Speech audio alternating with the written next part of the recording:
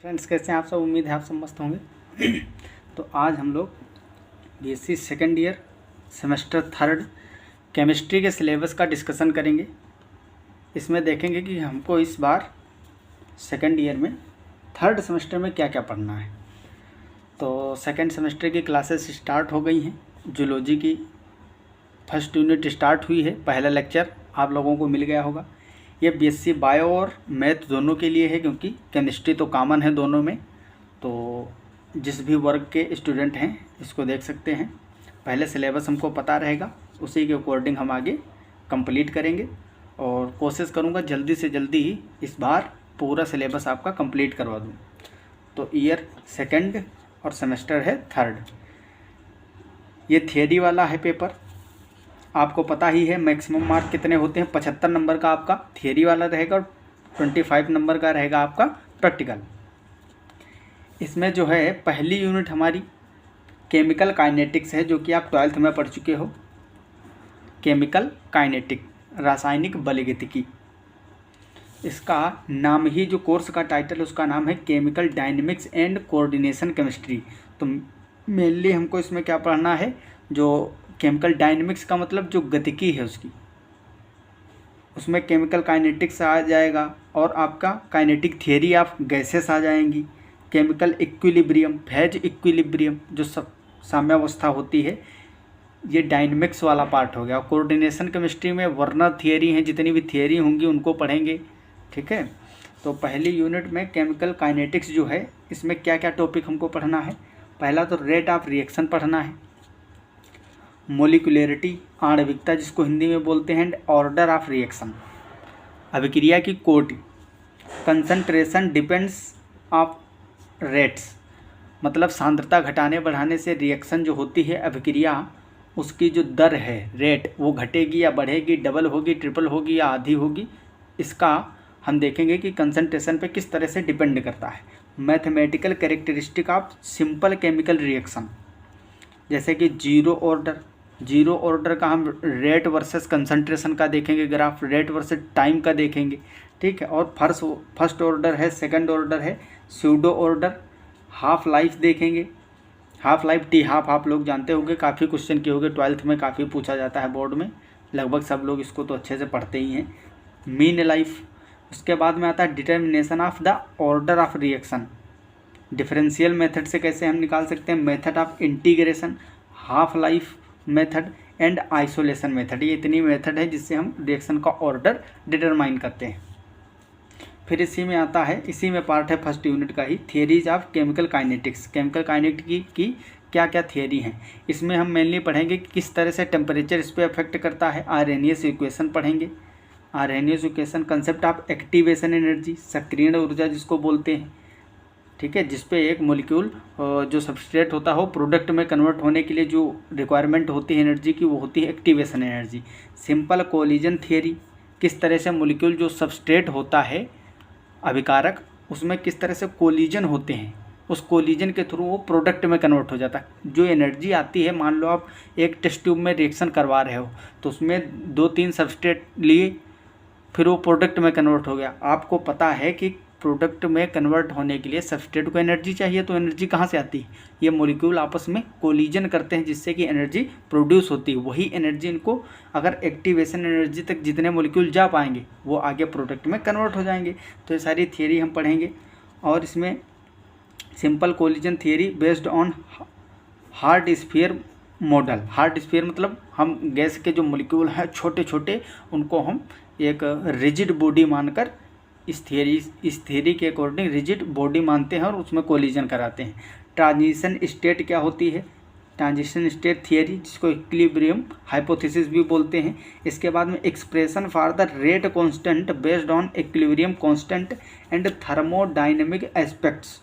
No derivation, derivation नहीं करना है, बस केवल थियरी समझना है। सेकेंड यूनिट आती है हमारी केमिकल इक्विलिब्रियम।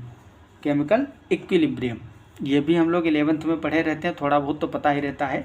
इसमें इक्विलिब्रियम कांस्टेंट और गिब्स फ्री एनर्जी, थर्मोडायनेमिक्स से मास एक्शन जो होता है, लॉज ऑफ मास एक्शन, इसका डेरिवेशन करना है।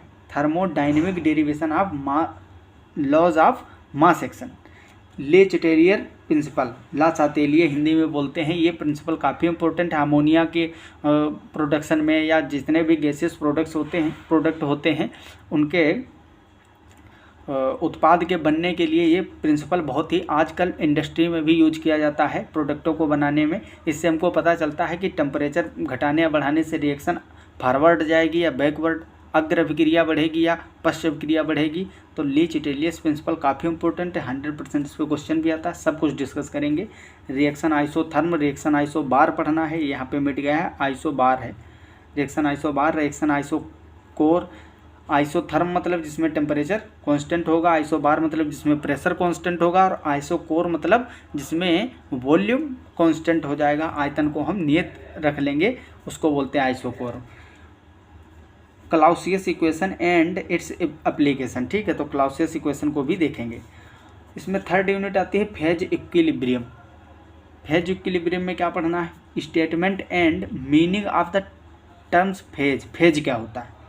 Component and degree of freedom, component and degree of freedom पढ़ेंगे। Derivation of Gibbs phase rule. Phase equilibria of one component system, जैसे कि water, carbon dioxide and system.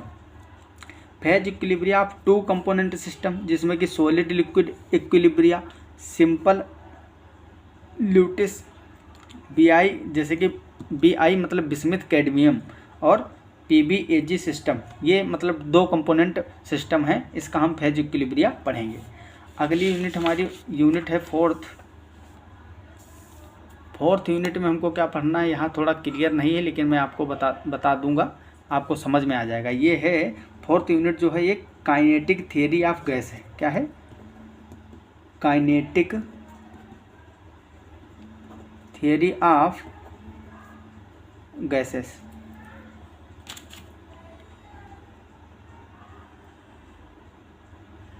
Kinetic theory of gases, इसमें हमको kinetic theory का जो पोस्टिल्यूट्स हैं उसको पढ़ना है, जो स्टेटमेंट दिए गए थे इस थियरी में। Derivation of ideal behaviour, van der Waals equation पढ़ना है इसमें, ठीक है। तो van der Waals equation, ideal gas behaviour, ये सब तो हम लोग 11th में पढ़े हैं अच्छे से, और इसमें हम और ज़्यादा डिटेल में आपको बताएंगे। क्रिटिकल फिनोमिना जो होते हैं उसको पढ़ेंगे इसमें। वांडर वाल्स इक्वेशन की जो आइसोथर्म पे होता है डेरिवेशन, ठीक है। PV isotherm of real gas, इसमें आइडियल गैस और रियल गैस में जो डिफरेंस होते हैं, उनके बिहेवियर में जो चेंज आता है टेम्परेचर और प्रेशर और वॉल्यूम को चेंज करने पर, उसको हम समझेंगे। मोलिकुलर वेलोसिटीज़ पढ़ना है इसमें। आपको पता है एवरेज मोलिकुलर वेलोसिटी होती है, और RMS होती है, root mean square. Mean free path क्या होता है? कोलिजन डायमीटर कौन कौन से होते हैं, Maxwell distribution of molecular velocity, ये सब इसमें हम डिस्कस करेंगे। यूनिट 5 है हमारी लिक्विड स्टेट। लिक्विड स्टेट में क्या पढ़ना हमको? इंट्रामोलिकुलर फोर्सेस क्या होते हैं जो लिक्विड में लगते हैं, liquid crystal, difference between liquid crystal and solid and liquid, classification, structure, ये सारी चीज़ें। और लिक्विड के बारे में पढ़ना, इसमें सरफेस टेंशन वगैरह भी आ जाता है। लिक्विड इन सॉलिड मतलब जिसको जेल बोलते हैं, सॉलिड के अंदर लिक्विड, इसका classification, preparation, properties, inhibition and general application पढ़ना है। अब आते हैं हमारी यूनिट 6, इसमें हमको कोऑर्डिनेशन केमिस्ट्री पढ़नी है। तो कोऑर्डिनेशन केमिस्ट्री में वर्नस थियरी ऑफ कोऑर्डिनेशन कॉम्प्लेक्सेस जो होते हैं, क्लासिफिकेशन ऑफ लिगेंड, इसमें मोनोडेंटेट, बाइडेंटेट, एम्फीडेंटेट, हेक्साडेंटेट होते हैं, ठीक है, ये सब हम पढ़ेंगे। और इसमें कीलेट क्या होता है, कोऑर्डिनेशन नंबर्स क्या होते हैं, IPSC nomenclature of coordination complexes, इसमें IPSC नेम काफ़ी पूछा जाता है, तो ये सारी चीज़ें रहेंगी। अगली हमारी 7वीं यूनिट जो आती है, इसमें यूनिट नंबर 7,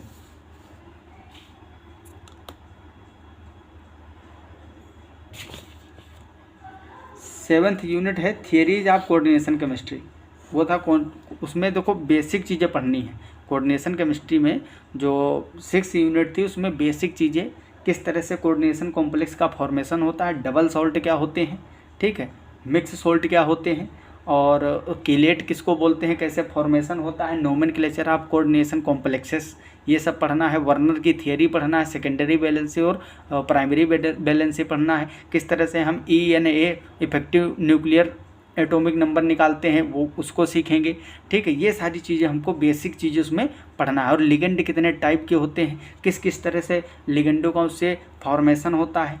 अब जो 7वीं यूनिट है इसमें थियरीज ऑफ कोऑर्डिनेशन केमिस्ट्री पढ़ेंगे। इसमें हमको मेनली पढ़ना है कि किस तरह से